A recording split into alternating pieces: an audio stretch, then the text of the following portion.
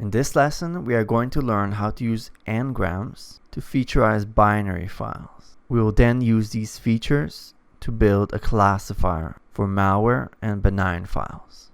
Let's start by defining n-grams. N-grams are simply sequences of n words or characters or tokens. For example, let's say that you have the sentence, "The quick brown fox jumps over the lazy dog." Then, the 1 grams are simply the words themselves. The 2 grams are 2 words at a time. The quick brown, brown fox, and notice that these are adjacent. 3 grams are 3 words at a time. The quick brown fox jumps, and all the way to the end. And 4 grams are 4 at a time, etc., etc.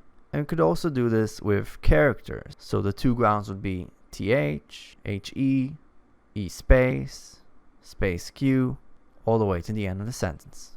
These n-grams are extremely informative because they capture a lot of the local statistics, and they have been proven over and over again to be very useful for creating malware classifiers. We've seen how n-grams work on text files with the example of the quick brown fox. But how do you actually apply it to a binary file?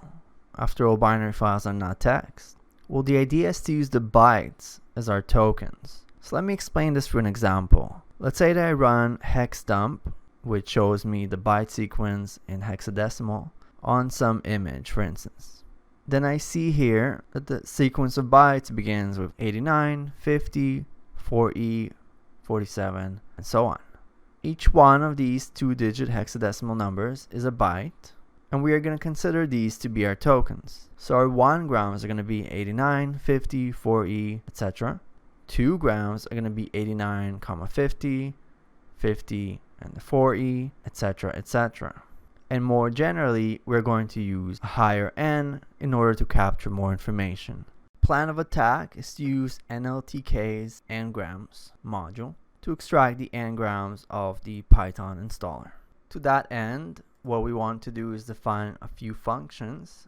One, to read in the bytes of the file. A second one, to convert the sequence of bytes into a list of n-grams. And another one to take this list and convert it into a histogram, because we are going to use as our features the counts of the n-grams. And our parameter is going to be n. Now, the consideration for choosing n is that when n is small, you're not going to get a lot of information. But when it's very big, then you're going to be overfitting. You're going to capture sequences which are only existent in the file that you're looking at the moment. As a consequence, it's a delicate balance between choosing an n that's too big and too small. And in practice, you'll want to let your measures determine the best value of n. So having extracted our n-grams, we can also apply all sorts of functions to select different n-grams, such as the most common ones. In the next section, we are going to look at different ways to extract the most informative n-grams. Next up is selecting the best n-grams. See you there.